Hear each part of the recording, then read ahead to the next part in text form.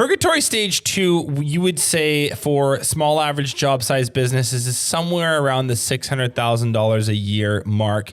For mid to large average job size, it's going to be around 3. I think a lot of the painters say for them it's around 2.5. For construction, it's more like 3.5. Again, there's some variance, but let's say in broad strokes around $3 million a year. Is there anything as far as root causes, what creates Purgatory stage 2? Is there anything different from stage 1, or is it just kind of the same idea? Your expenses swell in a way that you weren't expecting. They tend to swell because now your team members start spending your money. And the processes, when you were going through kind of Purgatory 1, you still had your hands on everything. Every dollar in the business that got spent, you kind of was a decision you made. What's that? Was a decision you made. Every dollar in the business got spent was a shot that you called. Whereas now some of that decision making is being made by other people. Yep. Yeah, you start to have managers, right? Because you get, a few technicians on a team and you can't oversee them, and the office person and maybe the salesperson now. And you also have a high performer that's doing well at the task. And so you want to keep them and retain them so they don't leave. And so you're like, wow, I should make you a manager because you must need to be promoted now because that's how the world works. And so it tends to be that in this stage we're putting in place maybe a manager, or we're hiring an office manager to run the whole show in the office. And maybe there's an assistant that reports to them or something. And so other people start spending our money, and other people are doing the training. We can't train everybody anymore. Mm-hmm. And it generally happens that when we first started training people, we're just like, come along with me and I'm just going to mind dump on you and teach you everything that I know. Yeah. And now the manager we put in place can't do that. Right. Yeah. We could do that because this is the thing that we know and we've lived our life by. You got away with it. You got away with the old, welcome to the shit show, I hope you learn something approach to training. Yep. And now you got to be intentional about it, but you haven't built the systems yet. And now you're asking your manager to build the system because you don't want to build it. You haven't had the time to build it. So I think it's a little bit of that. It's new people and new roles, which is great, new opportunities for them. But they're going to screw stuff up just like you have. And you can't be there to solve everybody's problems. And so when you're over here solving these problems and spinning these plates, then a new set of problems develops behind you because the person that's in charge of that stuff isn't properly equipped yet. And you'll get through it, but it starts to become a people problem because there's too many problems in the business and you haven't leveled your people up enough to solve those problems for you, which just means they're all your problems at the end of the day, and there's not enough of you to go around anymore. Yeah, that makes sense. I mean, if you look at those revenue ranges, and just going off of my own experience working with our members, that is right. Around that stage, you are now going to you might have estimators and salespeople, probably only a couple, not a super developed team, but a couple. You'll have crew members, crew leaders, maybe foremen, project managers. Your org chart is beginning to become hierarchical rather than this sort of single-celled amoeba, which it used to be. And at that stage, you're likely, not that great at keeping that structure rigid and efficient in production. And so for those reasons, things get really expensive and you enter Purgatory stage 2. What are with the members that get through it quickly, what are they doing? So I want to hit on just a couple things that I see that'll inform us of what to do to get through it. But a couple of the other things that increase that cost there is they're doubling down on some marketing. And they hit diminishing returns on their marketing because they maxed out the thing that really worked well, or they think they did, but they got they keep putting money into what they know, but there's nothing left there type of thing. Yep. And now they're really adding that infrastructure because now their spouse convinced them to get a shop. So now you pretty much always have a shop at this range, and that's heavy, right? And you got 2 people in the office, and that's heavy. So they're you have now made those infrastructure investments, and they haven't started paying off yet because, to what you mentioned, it's just clunky right here. We haven't built this type of thing before. We haven't solved these problems. So now to get through it, I still go back to, and this is double check yourself here, but you really got to have your cogs dialed in at this point. If you're hitting level 2, and your production manager or your operations manager doesn't know how you run that cog system of making sure the labor is efficient and dialed in, of knowing how to buy the supplies and where they go, and making sure that there's no waste, or like efficient routing if you're it's doing not a bunch just of jobs in a day. You're not just double checking for the sake of double checking. That I think what has actually happened is the makeup of your cost of goods sold has actually changed. You might have a QC person that's now doing inspections to make everything is the way you need it to be. You might have a project manager that spends part of their time on site, but part of the time in the office. And so they're kind of like this blended overhead role. Like what it costs you to build the things you build will actually have changed between 1 and 2. And so that it's not just a double check, it's actually like a re-examination to, I think in most cases, you're probably bolstering your pricing a little bit to make up for that. But that's mostly what it's about in stage 2. It's not just a double check. Yep. Yeah, you're right. It's just like, it's just got to be dialed in. There's no, if it's not, stop everything and dial it in. I think it's hard to move forward if that's not secure. The other thing that I see that happens here is you've kind of maximized your network for the different jobs you have. Like when you first start out, your first couple hires are usually people that you already knew, or somebody that knew somebody that needed to, come work for you.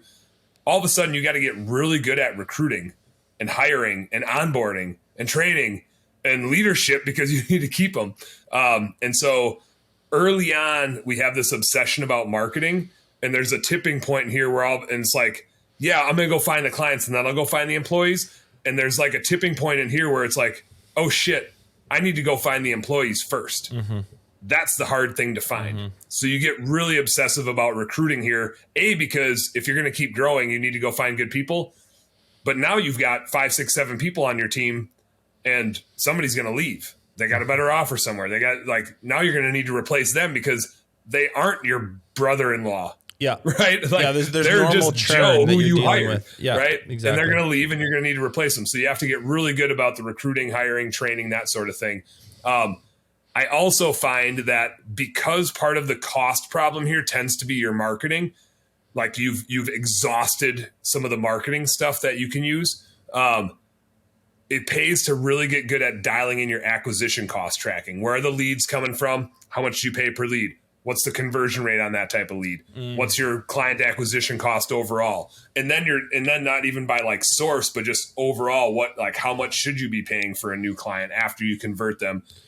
Focusing on that acquisition cost, and you can probably do the same on the recruiting side, but really dialing that in so that when you throw your next marketing bullet, you're throwing it in the right place. Right. Early on, we're just kind of using our gut. Yeah, or like it's not even necessarily you're using your gut. It's like there isn't that much to track. Like 98% of your business is word of mouth referrals and previous clients. It's not like you're spend like cashing checks on a whole bunch of ad spend or trying all these different tactics, and you need to have this careful analysis of what's creating an ROI. Your leads, they're not free, but they're as close to free as they ever get for you at those early stages. Whereas in Purgatory stage 2, you actually are like, it might be 1%, it might be 2%, it might be 6% of your overall revenue, depending on your senior market that you're spending on marketing. It's really freaking important to know which ones are your winners, which channels, which lead sources are your winners, and which ones are your losers. So that's what you just want to make sure I understand. Like that's what you mean when you say figure out your cost to acquire. Yep. Exactly. Okay. Just so you know, when you're throwing those bullets out there, that they're hitting home, that you're putting them in the right spot. It gets to be real money in Purgatory too. Couple more things. That office manager role, like that little part-time admin that you first hired, that morphs into a Frankenstein of like, it better be an office manager. Right. It's got to be somebody. It has to be somebody that can like basically run your business. They're the traffic controller. Every customer goes through them. Every employee touches them. They're like the quarterback of your team, and you're the coach. That office manager role just gets so critical. They touch everything, and they're very influential. If they're having a bad day, your customers are going to know about it. Your employees are going to know about it, right? Like your team sees them more than they see you. And so that office manager role, that like coordinator of all the things, starts to become a really imperative person in your business in Purgatory level 2. Have you noticed that most business owners need to go out and acquire a new person to fill that office manager role, or do they get lucky and have someone that grows into it? I'm sure it's a bit of both, but I guess gonna say, yeah. I'm sure every once in a while you have someone who like just acts like, whether they knew it or not, hired someone who does have the capacity to grow into that true. Because I think what you're saying is they do need to have leadership capacity. Like that absolutely needs to be baked into their DNA.